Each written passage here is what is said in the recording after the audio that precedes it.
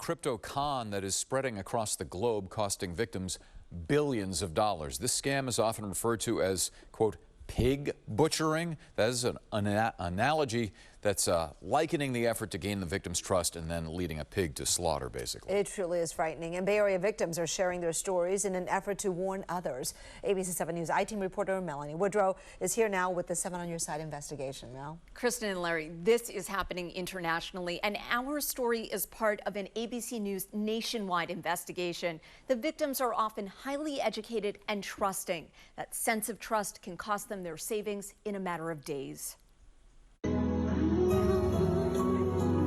Warren Dang was dancing his way through retirement until he got duped out of his life savings. I was angry. I'm angry for the last few years. Warren was previously a 30-year scientist in Big Pharma. College educated? Yes. Master's degree? Yes. In spite of his education, he says he trusted people who contacted him on LinkedIn with enticing investments. Hey, I got this great investment. Here's some numbers.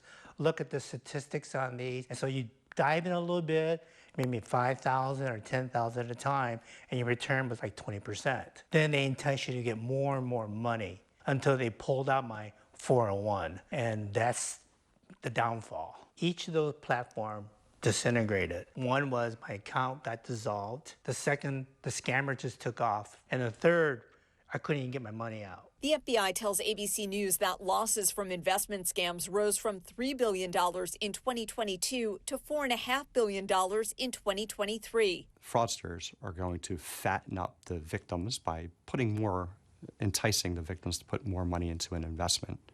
And then they're going to slaughter them by walking away and stealing their money. Single dad and Thai massage therapist Shai met Sandy online, who he says broke the bank and his heart. She spoke in a very kind of poetic way that spoke to me, and that's how we got started talking to each other. It was Shai who ultimately asked Sandy for investment advice. His initial investment, $2,000. I made about $300 in a few minutes. You know, we did probably 3 or 4 trades that first night. He was even able to take out some money at Sandy's suggestion to celebrate. No problems until I made a decision to essentially put in my life savings. Friends helped Shai realize he was a scam victim. You know, my heart just broke. Soon after, scammers told him his account was flagged and that he'd have to pay a $10,000 refundable deposit to take out his money again. I certainly thought that that was baloney. It's not clear who he was actually talking with, but ABC News did track down the woman Shai thought he was communicating with in these pictures. The real woman in these photos has nothing to do with what happened to Shai, but she says she knows her photos have been used in scams for years. She's even received text messages from victims asking for their money back. They're very good at building trust. They know how to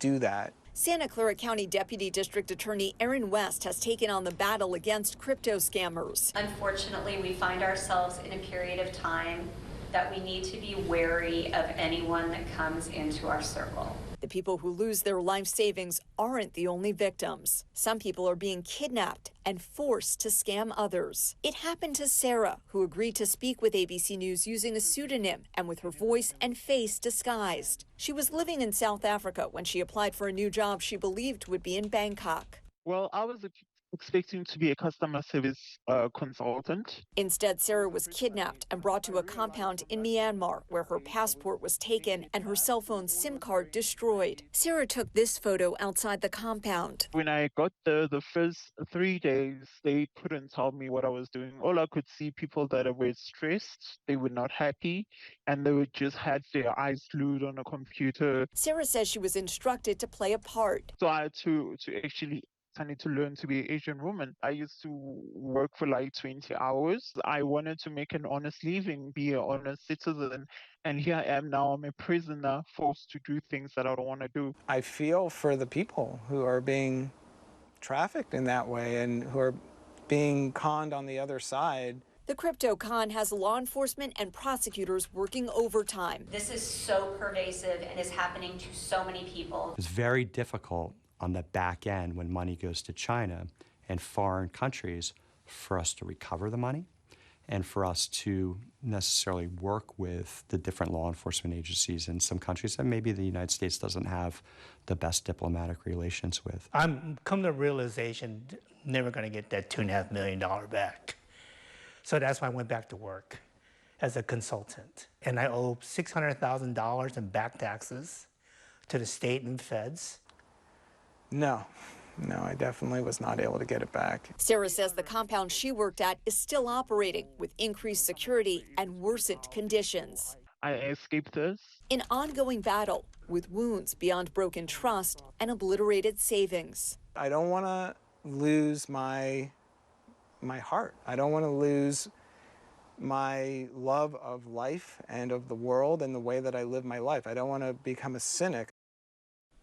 So what to do if this happens to you? Law enforcement officials tell us you should file a report with both your local police department and the FBI Internet Crime Complaint Center, or IC3. But as we heard Larry and Kristen, these crimes are really difficult to investigate and prosecute, and the victims rarely, if ever, get their money back.